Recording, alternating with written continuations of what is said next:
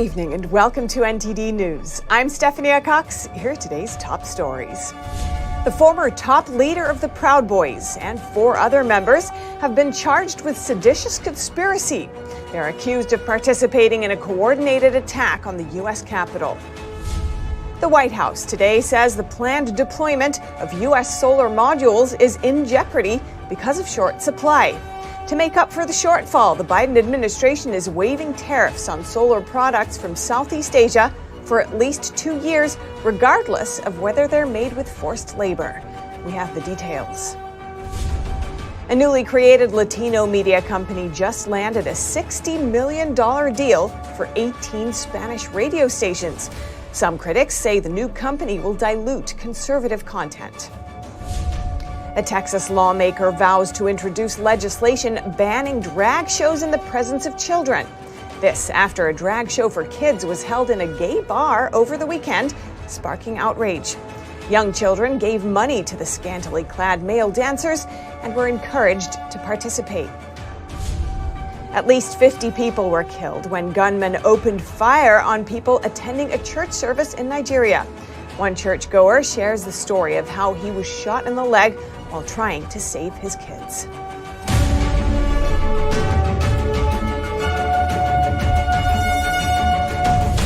The former top leader of the Proud Boys and 4 other members have been charged with seditious conspiracy. Federal prosecutors say they were part of a coordinated attack on the U.S. Capitol, and the purpose of the attack was to stop Congress from certifying the 2020 presidential election results. Authorities say members of the Proud Boys dismantled metal barricades set up to protect the Capitol, then allegedly directed and led members of the crowd into the building. They are scheduled to stand trial in August in Washington, D.C.'s federal court. More than 35 people who've been charged in the Capitol breach have been identified as Proud Boys leaders, members, or associates. And President Biden today signed a declaration of emergency so that the U.S. can import more solar panels from Southeast Asian countries. This as there's an ongoing investigation into whether the solar products from these countries are made with forced labor in China. If so, that means the White House is ignoring its own anti-forced labor policies. NTD's Melina Weiskup has the details. The White House today admits that the U.S. does not have enough solar panels to push forward with its clean energy transition, revealing in a Monday proclamation that, quote, roughly half of the domestic deployment of solar modules that had been anticipated over the next year is currently in jeopardy as a result of insufficient supply. Now, President Biden is pausing tariffs on solar products from Southeast Asian countries, including Cambodia, Malaysia, Thailand, and Vietnam. The tariff freeze will last at least 2 years, and the White House says this is only temporary while the U.S. ramps up its own solar and wind production. How long do you think it would take for us to be self-sufficient? I don't think we ever could be self-sufficient. The fact of the matter is that you need to mine rare earth elements, which is about the most destructive environmental practice in the world, and the American people will not put up with that in the United States. If we are going to force the American economy to operate on solar power and wind power, we will be largely dependent on China. There's no way around that, and that's very dangerous for the United States and the rest of the world. And Oxen Solar, a small company that prides itself on producing panels in the U.S., claims that these Southeast Asian countries are using Chinese parts made with forced labor while trying to hide their origin. There is also the fact that in China you have slave labor, you have cheap labor. There's no way to get around that. Other nations have the same issue. And right now these countries are being investigated by the Commerce Department for potentially funneling Chinese forced labor products to make solar panels. The White House today was asked if waiving these tariffs would undermine the investigation, a question which did not get a direct answer. Can you just explain the administration thinking and how this 2-year pause and guarantee doesn't undermine an investigation into those tariffs? Yeah, so the president is invoking an authority under the Tariff Act that authorizes him to suspend certain important duties to address an emergency. The Commerce Department, as of today, says they're still investigating the possibility of Chinese-made forced labor products being funneled through these Southeast Asian countries, and that whatever conclusion the department reaches when the investigation is over will apply once this short-term emergency period is over. And while this investigation is still ongoing, this latest announcement from the Commerce Department essentially means that if it is found that products from the Xinjiang region in China are making their way through those Southeast Asian countries and then being imported here into the U.S., that would effectively mean that we are not enforcing our own anti-forced labor policies. Reporting in Washington, D.C., Melina Weisskopf, NTD News. Two Latina activists have raised $80 million to launch a new Hispanic media company. It's reportedly one of the largest sums raised for a Latina-owned startup in the U.S. And their first purchase is 18 Hispanic radio stations at a cost of $60 million. NTD's Arlene Richards has the story.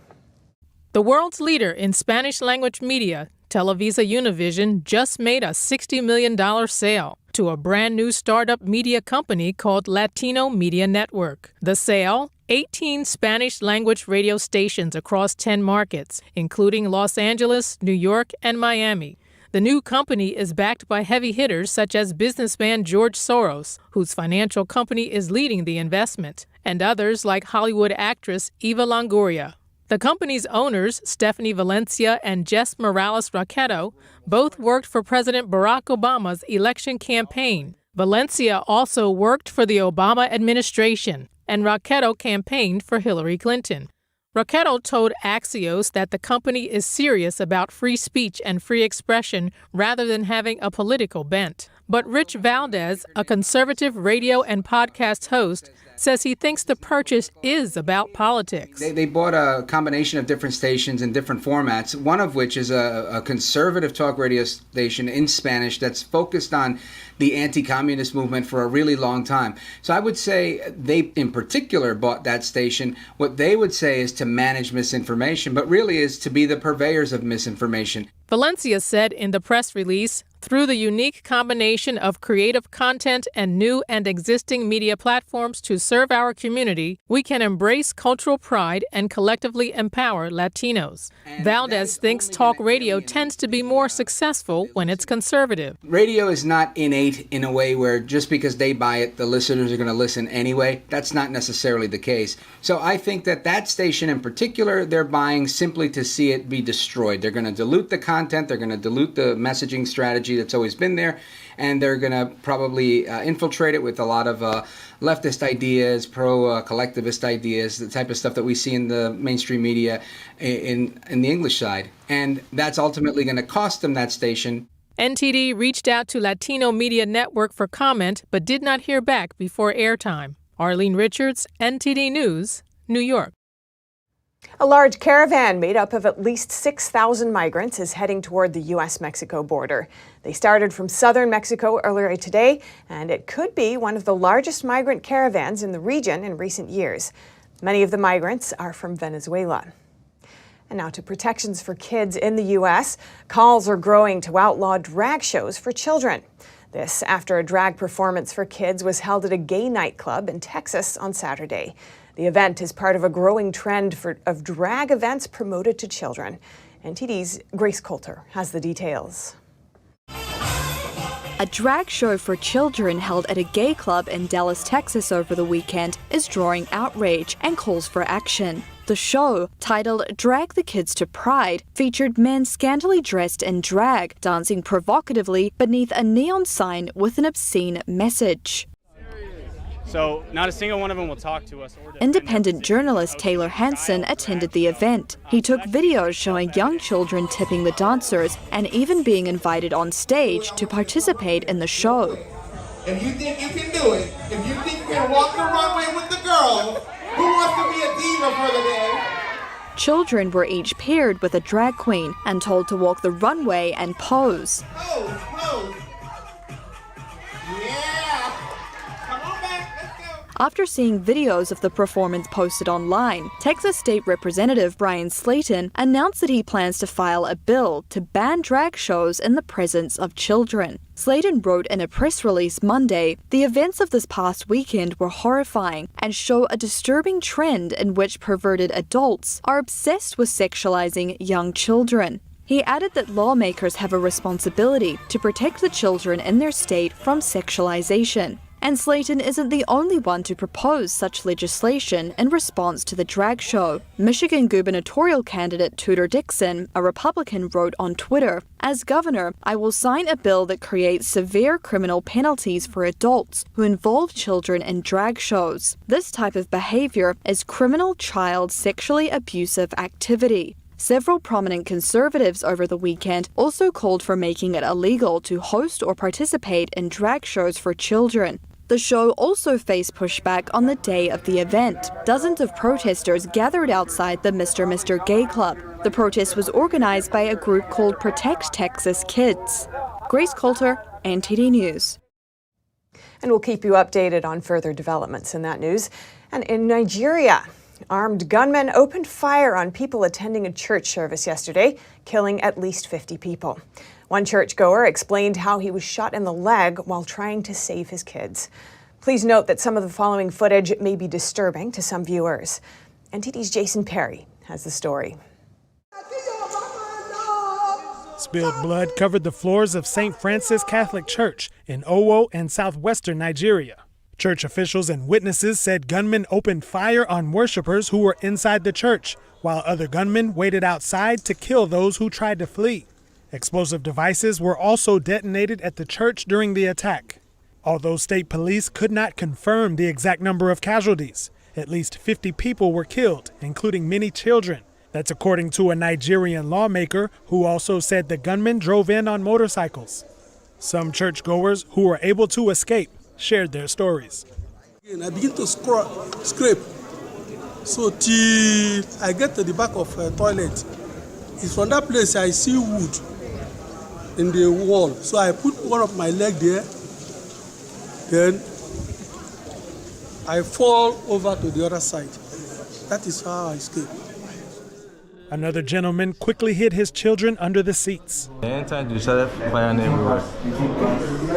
So many people. But unfortunately, because of the kids, my leg was unable to enter the pew in the church. That was where they shot my leg. Neither the police nor state authorities have blamed any group. Jason Perry, NTD News. Our hearts go out to the victims of that tragedy and their families. And back in the U.S., the Washington Post has admitted that one of its columnists, Taylor Lorenz, made false statements in a recent article. Lorenz said she reached out to a subject before publication, when in fact she didn't. And this isn't her only controversy in recent months. Here are the details. The Washington Post published an analysis by Taylor Lorenz on June 2nd titled, "Who Won the Depp Heard Trial? Content Creators That Went All In." In it, Lorenz claimed that YouTubers including That Umbrella Guy made big profits by covering the trial between Johnny Depp and Amber Heard. She said the YouTubers took advantage of traditional media outlets' lack of coverage of the trial and that she reached out to That Umbrella Guy for comment. The Washington Post later admitted in an editor's note that That Umbrella Guy was not in fact contacted before publication. The note says, after the story was published, the Post queried That Umbrella Guy for the first time. During that process, the Post removed the incorrect statement from the story, but did not note its removal, a violation of our corrections policy. That Umbrella Guy said in a statement on June 3rd that Taylor Lorenz wrote an obvious smear piece, conflating Depp support with financial gain. She lied about contacting me in the Washington Post and tried covering this up after I called it out publicly. Media outlets typically require their journalists to ask subjects of articles for comment, especially if they are being reported on in a negative way. This is not the first time Lorenz has been in the news for her reporting. In April, she doxed the creator of Libs of TikTok by including a hyperlink to the person's purported address in her article. NTD found the hyperlink, but Lorenz has denied doxing the creator. Reporting by Allison Lee, NTD News. New complaints filed with the Department of Education allege that 5 medical schools in the U.S. are violating federal law by offering scholarships to certain races to the exclusion of others. To dig into this issue, I spoke with a well-known political commentator and show host, Larry Elder. Larry, welcome to our show. Thanks for joining us. Thank you so much for having me, Steph. I appreciate it. Some medical schools are designating scholarships to certain types of students. They say they want historically underrepresented groups to have a better chance at education. Do you think this is the right way to uplift these underrepresented groups? Let's see, you have a loved one who has a heart attack. You wheel the loved one into the operating room, and you see, quote, a person of color there. Do you want to know that the person of color got into medical school because he or she was a person of color, or whether that person of color got into medical school because he or she is competent? It's absolutely, totally ridiculous. Everybody should meet the same standard. And the lower standard suggests a very racist attitude that you believe certain people of color cannot meet the standard. George W. Bush had an expression for that. He called it the soft bigotry of low expectations. Furthermore, it discriminates against other people. It's wrong. It's also very likely illegal, a violation of the Civil Rights Acts and also a violation of the 14th Amendment. Aside from that, I have no problem with it. And you've said before that affirmative action is in some ways racist. Could you explain that a little more? Well, what you're really saying is you don't believe that certain people can meet a standard. You don't believe certain people are competent. I remember years ago there was the Dream Team, the basketball team that competed in the Olympics that had people like Michael Jordan on it and Charles Barkley, and they, Steph, destroyed the foreign field. They beat these teams, the best ones, by 30, 40, 50 points. No longer is that the case. Now the best foreign teams are very competitive, and until and unless we send the best players, we stand a risk of losing. And the hoop wasn't lowered in order for the foreign teams to be able to compete. They got better. They raised their game. We ought to be encouraging people of color, and by that we're talking about Hispanics and blacks, because Asian Americans do better on the standardized test than do white students. So suddenly they're no longer people of color. What we're really saying is that black and brown students simply can't compete. They're too stupid, which in my opinion is very insulting. We ought to be talking about why K through 12 is so bad in urban America, and therefore not producing people that can do well and get into the more competitive colleges. There are 13 public high schools in Baltimore, 13 in the inner city, where 0% of kids are math proficient. And there are another 6 where only 1% are. That's almost half the public high schools in Baltimore. And you see the similar kind of thing in Detroit, Cleveland, and other big cities. We ought to be talking about what's going on with these schools and what's going on at home, that you're not producing kids who go to school ready to learn, ready to be disciplined, so they can meet the standard that everybody else meets. And what do you think is going on there? What's going on is the real inequality, Steph, the real imbalance is the huge number of kids who enter the world without a father married to the mother. 40% of all kids in America enter the world without a father married to the mother. 50% of Hispanic kids, 70% of black kids do, up from 25% back in 1965. And forget about elder. Barack Obama once said, a kid raised without a father is 5 times more likely to be poor and commit crime, 9 times more likely to drop out of school, and 20 times more likely to end up in jail. There's a direct correlation between the lack of fathers in the home and these poor academic outcomes. We ought to be talking about why it is that the welfare state has incentivized women to marry the government and has incentivized men to abandon their financial and moral responsibility. And we rarely have that conversation. And you're now hosting the Larry Elder Show 4 days a week. Could you talk to us about what you'll cover on the show? Well, current events. It's a Monday through Thursday show from 2 p.m. to 3 p.m. Pacific time. And whatever's going on, I'm going to talk today about this 500-page reparations report that you and I have been talking about. I'm also going to talk about these soft on crime DAs out here in California, one of whom is in San Francisco and is facing a recall effort and is very likely going to be recalled. So whatever's going on in the news, I'm going to be talking about the mass shootings. The one in Buffalo, Joe Biden went there and talked about white supremacy. But when that black man got behind that SUV and mowed down all those people in Waukesha, Wisconsin, he never went there. And the reason he didn't go there is he claimed that it would require too many assets to organize the trip. But somehow, the assets that he needed to organize a trip to Buffalo was not a problem. Thank you so much for coming on, Larry. Steph, I had a good time. Thank you for having me. You know where to find me. Absolutely. You can find The Larry Elder Show on Epoch Times Epoch TV. It airs Monday through Thursday at 2 to 3 p.m. Pacific time, as Larry said. That's 5 to 6 p.m. Eastern time. Just go to epochtimes.com/EpochTV. And coming up, overdoses and seizures of drugs are skyrocketing in Oregon. That's after the state decriminalized their possession last year. Oregon officials now admit that the state's drug addiction problem is getting worse. And today marks the 78th anniversary of D-Day. This year, thousands of visitors and veterans are back in Normandy, France, to pay tribute to the nearly 160,000 troops who landed there to bring freedom. That and more after this short break.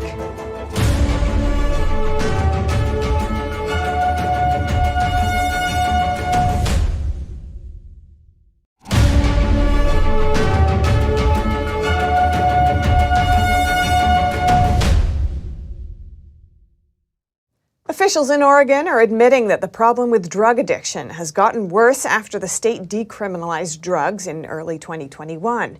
Overdoses and seizures of fentanyl, marijuana, and opioids have skyrocketed over the past year. Beginning in February 2021, Oregon decriminalized possession of personal amounts of heroin, cocaine, meth, and other drugs. Oregon State Police seized 17 times more fentanyl in 2021 compared to the previous year, over 480,000 doses. Seizures of marijuana jumped more than 10 times compared to 2020, reaching nearly 1 million pounds.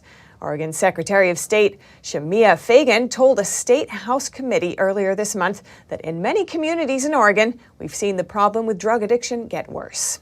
The new law allocates funds for drug treatment programs for people dealing with addictions. But so far, only around 130 people have entered treatment, and just 13% of the budget for treatment has been spent. Today marks the 78th anniversary of the Second World War D-Day landings in France. Thousands died during the seaborne invasion of Normandy's beaches, but it was a turning point in the defeat of Nazi Germany. This morning, Chairman of the Joint Chiefs of Staff, Mark Milley, spoke at a ceremony at the Normandy American Cemetery and Memorial in France.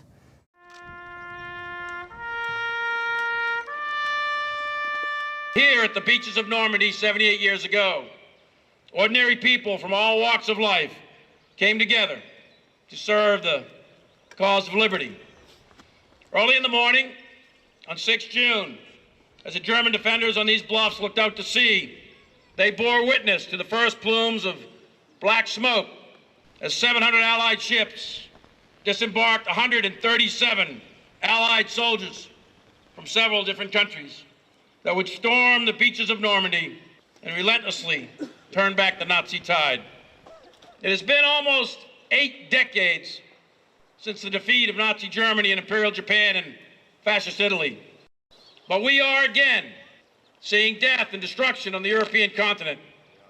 While Kiev may be 2,000 kilometers from here, they too, right now, today, are experiencing the same horrors that the French citizens experienced in World War II at the hands of the Nazi invaders. This year's D-Day anniversary comes after 2 successive years of the COVID-19 pandemic deterred visitors. Crowds of French and international visitors, including veterans aged in their 90s, are back in Normandy to pay tribute to the nearly 160,000 troops from the U.S., Britain, Canada, and elsewhere who landed there to bring freedom. Many felt the celebrations held special meaning this year as war is raging again in Europe since Russia's invasion of Ukraine on February 24th. And back in the U.S., a bipartisan gesture, First Lady Jill Biden unveils a postage stamp honoring one of her predecessors, former First Lady Nancy Reagan. Here's Jill Biden speaking at the White House today. Next month would have been Mrs. Reagan's 101st birthday, ending her centennial year. And with this stamp, we are affirming that she made such a difference. Joined by the Postmaster General and Reagan's niece, Jill Biden praised Nancy Reagan for her accomplishments, including the Just Say No anti-drug campaign and advocating for research on Alzheimer's disease. She's the 6th First Lady to be on a stamp, and her stamp will be officially issued on July 6th. The World Trade Organization will meet later this week to discuss waiving intellectual property rights, or patents, for COVID-19 vaccines. All 164 member countries need to agree for it to go through. If it does go through, companies in poorer countries will have the legal ability to reproduce big pharmaceutical firms' vaccines. Hypothetically, South African companies could be able to make Pfizer vaccines without being sued or facing legal consequences. The issue is hotly debated. The argument for waiving patent and IP rights is it would increase access to vaccines in poorer countries. The counterview is that IP rights and protections are critical to economic development and innovation. And NTD's Don Ma speaks to the policy director of nonprofit group U.S. Inventor to learn more about this.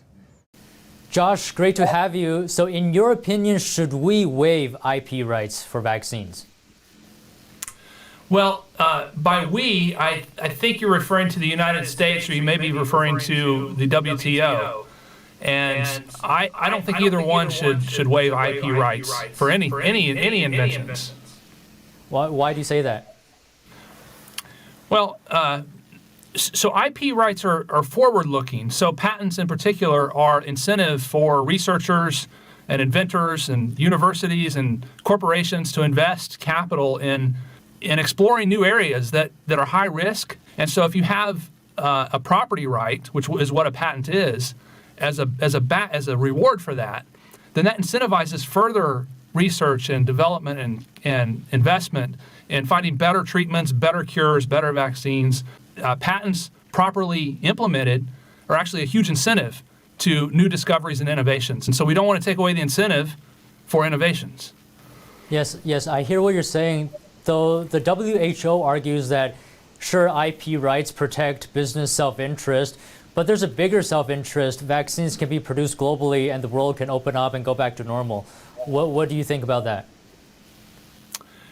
Well, if the world has decided that, and if the WHO and the WTO and all the member nations decide that that virus and that pandemic is so devastating that it's worth getting rid of all innovation, we can take the patents around the COVID-19 vaccines and give them to the public. And we won't have to pay any pharmaceutical companies for those vaccines, the Moderna, the Pfizer, the AstraZeneca. But what about the next virus? What about the next variant? Who's going to invent and come up with cures and treatments and vaccines for the next virus? That's a trade we can make. And so that's our choice. It's not in corporate interests, it's not in the company's best interest, it's in the world's best interest to have innovation and to have cures and treatments. And so we don't want to throw all that away. It's not a good trade-off, I don't think.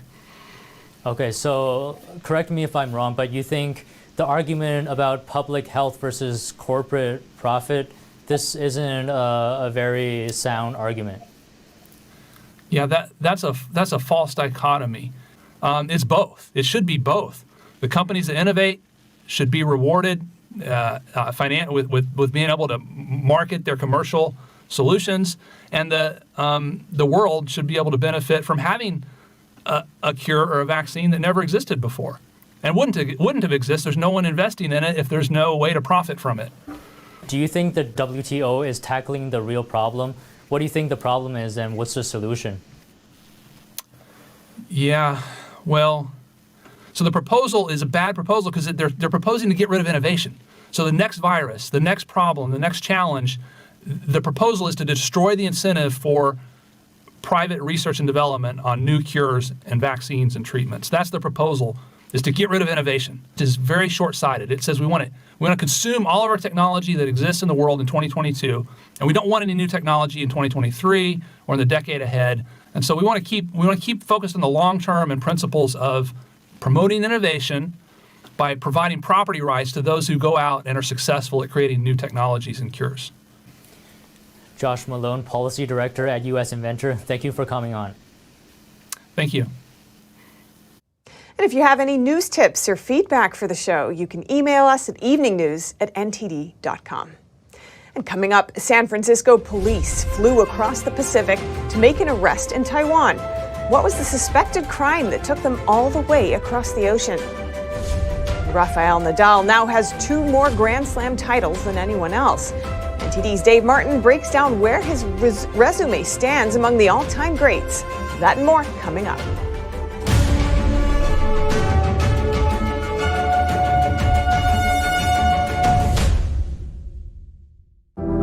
Secure, the true solution for your digital privacy and security.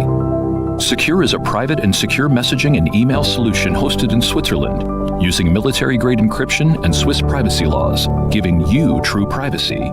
Secure is 100% private and does not collect or sell any of your personal data. Secure's Helix technology connects you securely to our Swiss servers without the need of a VPN, guaranteeing privacy and security for all your communications. Secure Messenger doesn't require your phone number or any personal data that hackers target.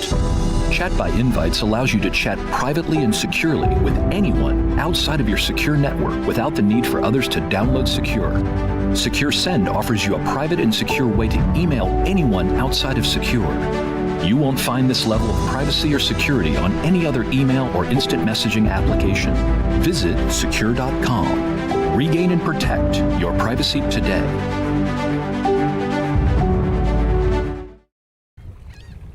Oh, hey, doesn't it feel like there's communists everywhere? In fact, the Chinese Communist Party has been subverting America from every angle. So whether it's compromising our politicians, controlling Hollywood, manipulating Wall Street, or infiltrating our schools, they have stopped at nothing to take down America. And I believe that in order for us to not become like China, we need citizens who know the truth. So go on over to getepic.com, stay informed with a subscription to the Epic Times, and you will get instant access to this infographic. NTD's Capital Report. It's about getting answers.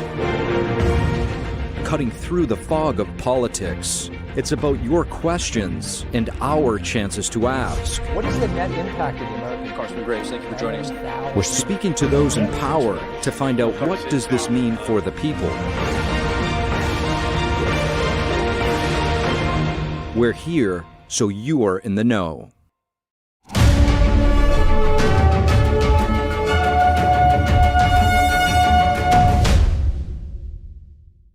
A Los Angeles resident who is suspected of stealing $3 million from a San Francisco woman was arrested after San Francisco authorities tracked him down in Taiwan. They made the arrest with the help of the FBI and Taiwan's police. The suspect was extradited back to the U.S., where he is awaiting trial. NTD's Jason Blair has the story.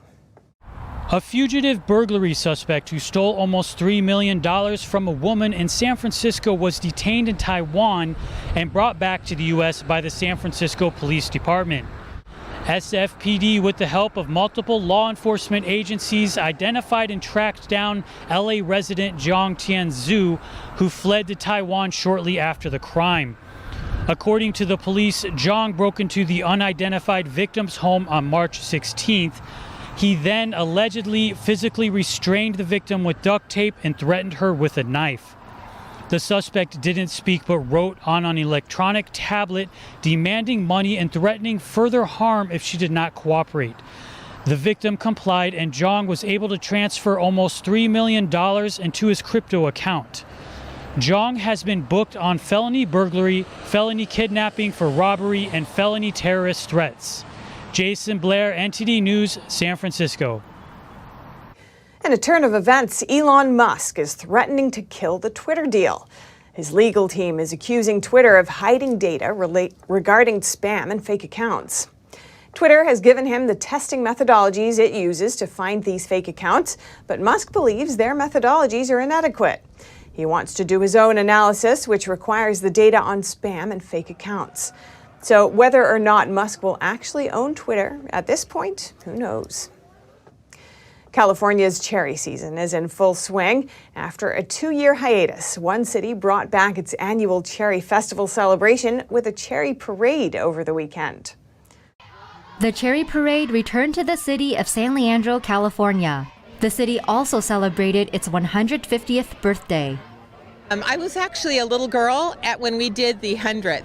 So when they had the 100th celebration in town, it was a citywide complete celebration. And I can still remember sitting on the curb and watching the parade go by. The cherry parade has been around since 1906. I think there's just something sort of vintage and sort of cutting edge. And I think San Leandro is a Renaissance city.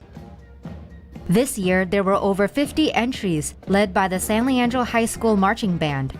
They were followed by city officials, dance groups, a pet grooming company, Boy Scouts, a meditation group, and more.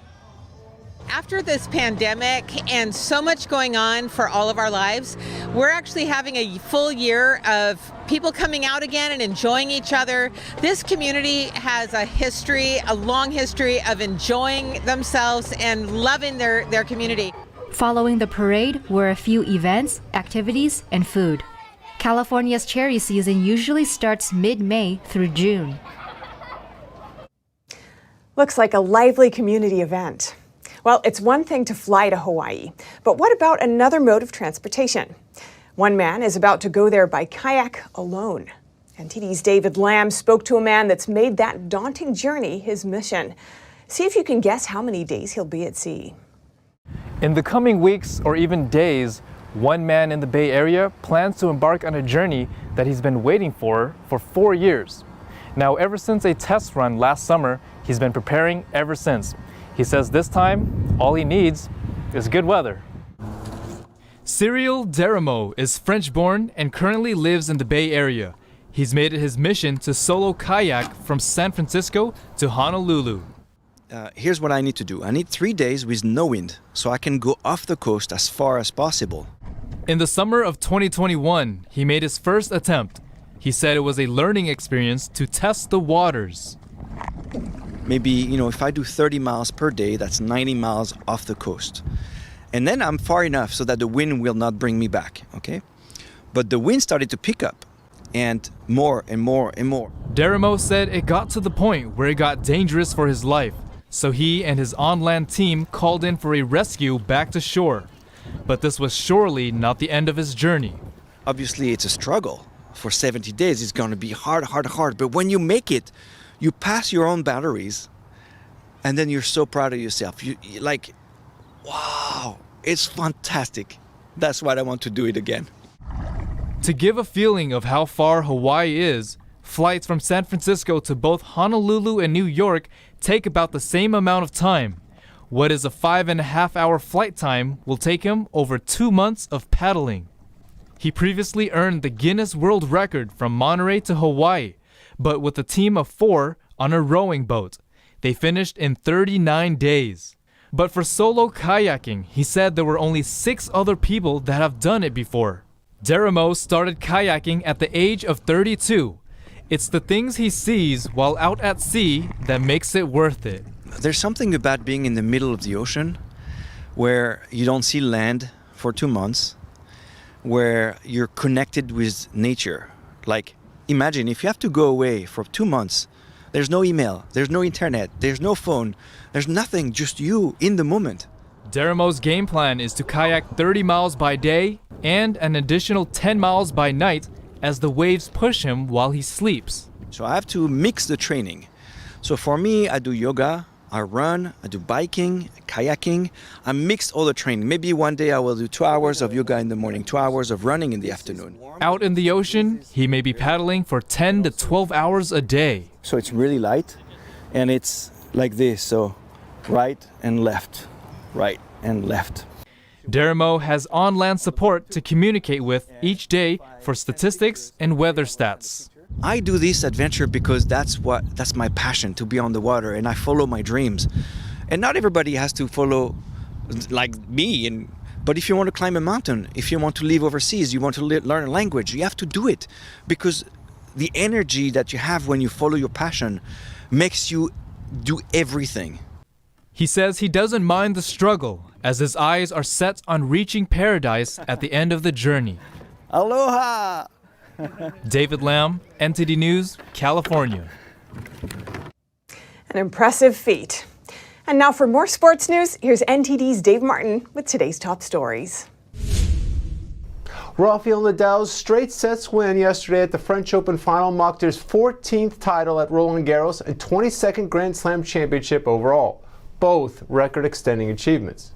In addition, the greatest of all-time debate between the big three of Nadal, Novak Djokovic, and Roger Federer now has more clarity. Nadal, with 2 more Grand Slam titles than the other two, surely tops the list. Djokovic's resume, though, is right behind, given that he's the all-time leader in weeks ranked at number 1 and has a winning record against the other two. Federer, meanwhile, was the first to 20 major titles and was previously the all-time leader in weeks ranked at the top. He also has a losing record against the other two. At age 40 and out since last summer's Wimbledon with an injury, his resume may be complete. Lost in all this for Nadal is the fact that with his Australian Open title won in January, he's now halfway to completing the calendar year Grand Slam, something no one has done on the men's side since Rod Laver in 1969. On the ice tonight, the Avalanche look to finish off a sweep of the Oilers in Edmonton. Should they win, they would advance their first Stanley Cup Finals since 2001. Colorado's outscored Edmonton 16-8 in the first 3 games, but the Avalanche will be without Nazem Kadri for the remainder of the series. The center was knocked into the boards in Game 3 by Oilers forward Evander Kane. Kane was given a major penalty for boarding and has been suspended for tonight's game. Elsewhere in the league, Boston's Patrice Bergeron was awarded the league's Selke Trophy as the best defensive forward. For Bergeron, this marks the 5th time he's won the award, breaking a tie for the most ever with Bob Gainey, formerly of the Montreal Canadiens. The 36-year-old has been a finalist 11 straight seasons, also a record, but hadn't won since 2017. And in sports memorabilia, Wayne Gretzky's final jersey with the Edmonton Oilers sold for more than $1.4 million Sunday, the most ever for a hockey jersey. The jersey was last worn by the Great One in Game 4 of the 1988 Stanley Cup Finals against Boston, and still has the champagne stains on it. The Oilers swept the Bruins that year, but not without some drama. Game 4 was played at the Boston Garden, but the electricity went out during the second period with the score tied at 3. The game was then replayed from the start 2 days later, and the Oilers won 6-3 to clinch the cup. Finally, on the diamond, the Tampa Bay Rays wore rainbow patches to celebrate Gay Pride Saturday. That is, except for 5 players who declined for religious reasons. Relief pitcher Jason Adams spoke for the 5, saying, "What we want them to know is that all are welcome and loved here." He went on to say, "It's just a lifestyle that maybe, not that they look down on anybody or think differently. It's just that maybe we don't want to encourage it if we believe in Jesus, who's encouraged us to live a lifestyle that would abstain from that behavior, just like Jesus encourages me as a heterosexual male to abstain from sex outside the confines of marriage." The Rays lost the game 3-2 to the White Sox. They currently sit in 3rd place in the AL East. That's all for your sports news today. Back to you, Steph.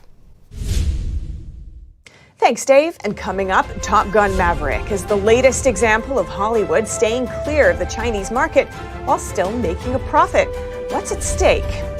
And British Prime Minister Boris Johnson narrowly survives a vote of no confidence.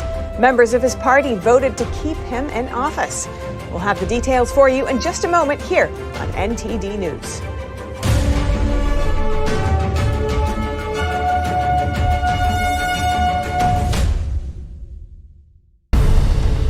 In every country communism gains power, authoritarianism and death followed in its wake. Communism promises a world without suffering, and yet, in its execution, does the exact opposite. Following Lenin's death, Stalin's 29-year reign killed an estimated 60 to 66 million people. More famines and purges would occur. The very peasants that communism was supposed to benefit instead starved to death under its rule. The party dictates what is right and wrong. Mao ended up killing between 50 million and 70 million people.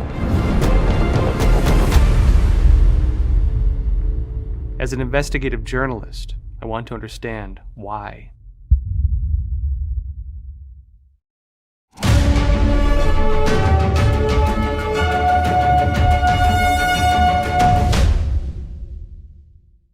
Next, let's take a moment to look toward Hollywood. Top Gun Maverick crushed box office numbers for the 2nd weekend in a row. And now attention is on how China's market had little to do with that success.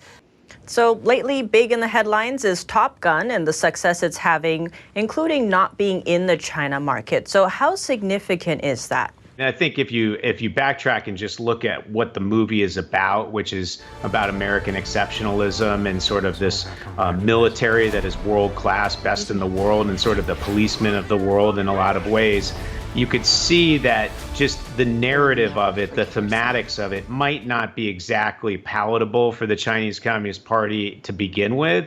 So I think there was always an idea that it might not get into that market, even though it's a big franchise and has the possibility of generating huge box office.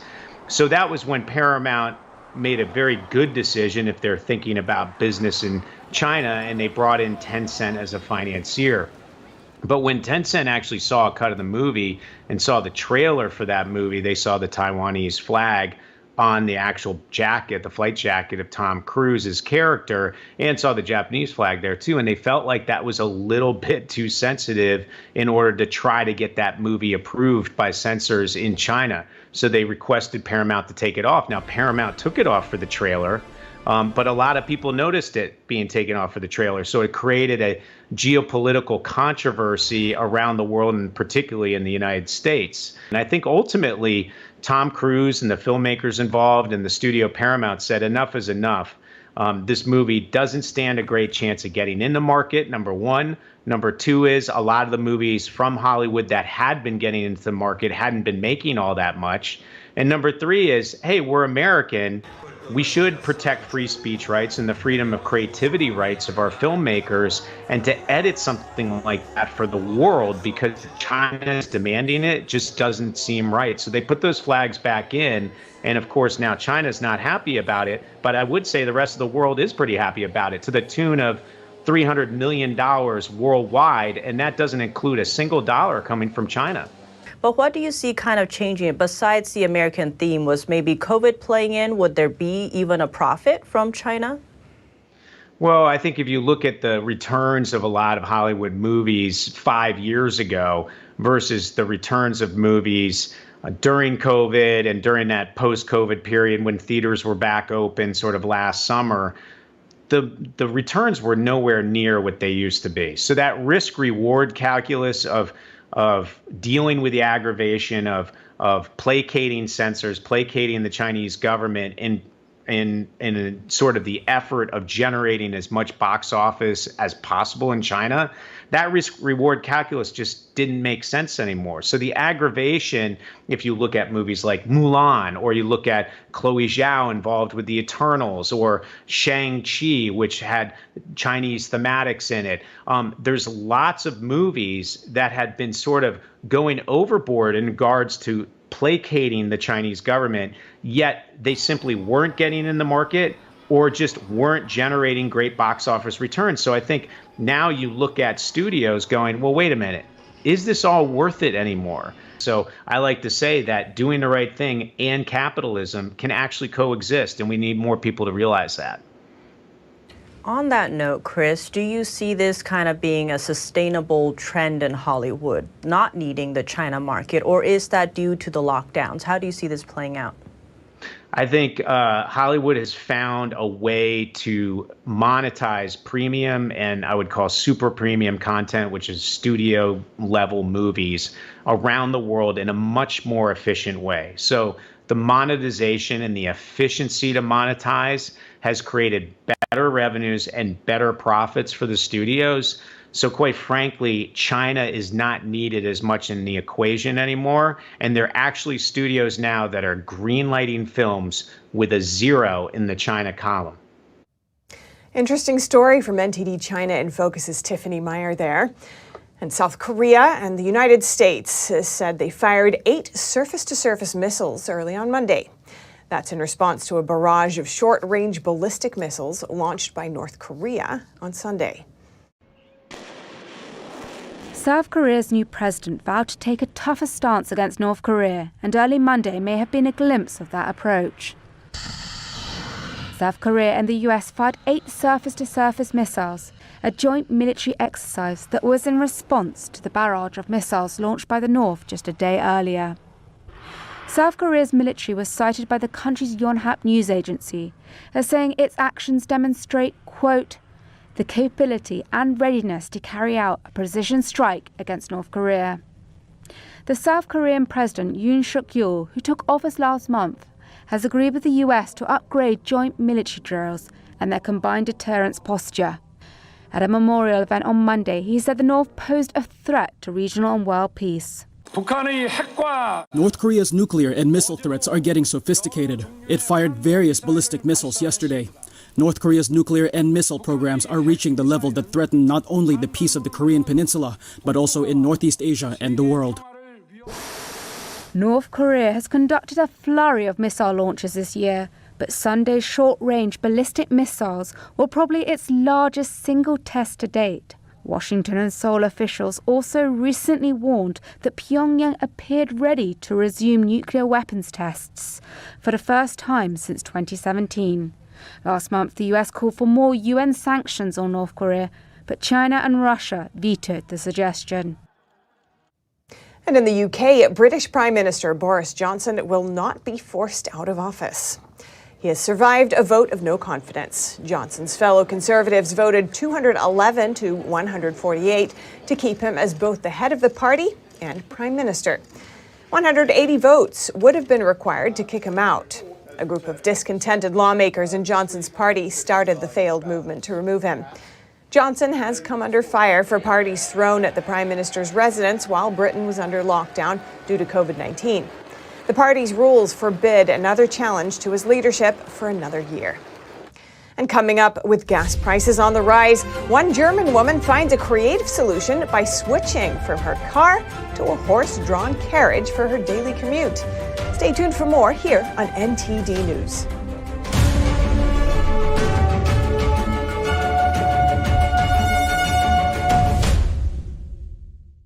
Hello, I'm Mike Lindell, inventor of MyPillow. Thanks to your support, you've helped make MyPillow become one of the fastest growing companies in America.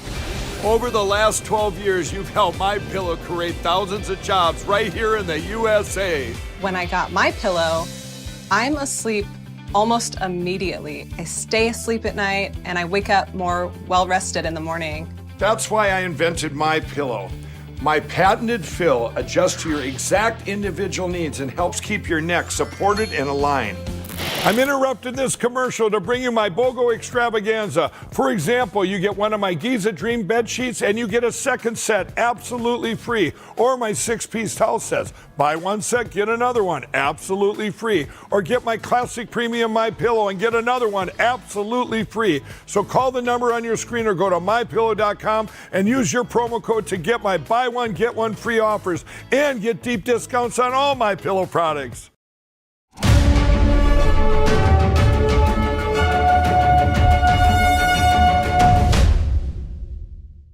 Amid a hike in gas prices, more people take a bike or public transport.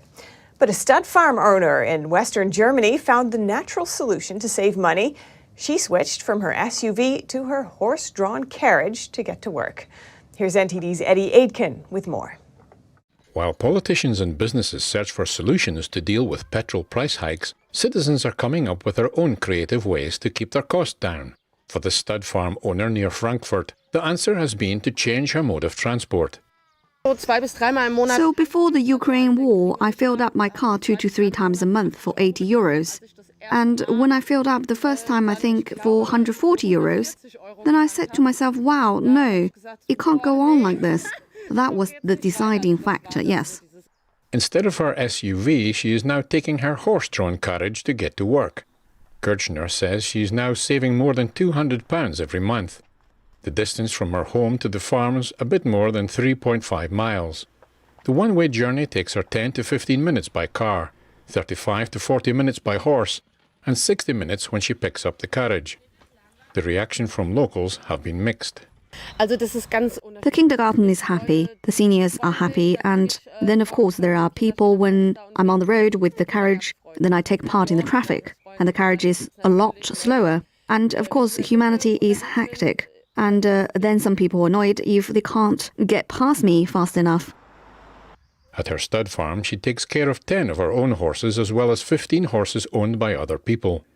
Kirchner is a horse trainer and has turned her hobby into a profession. She says she wants to see more opportunities for horse riders to participate in public life. It is not possible everywhere. I can't put a horse in a parking garage. It would be nice. It is associated with the Stone Age, but it is actually the most ecological and beautiful means of transportation we have. And without horses, we wouldn't be where we are now. Fuel prices rose in the aftermath of Russia's invasion of Ukraine, and have remained high with wide-ranging sanctions still in place on Moscow, putting pressure on supply. Eddie Aitken, NTD News. And that's all for today's news. Thanks for tuning in. I'm Stephanie Cox.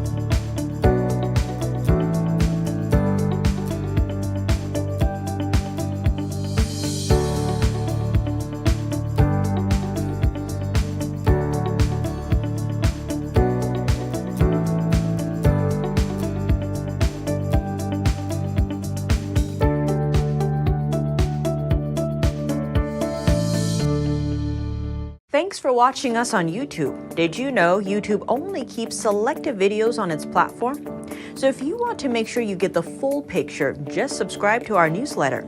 Go to newsletter.ntd.com and sign up. It's free.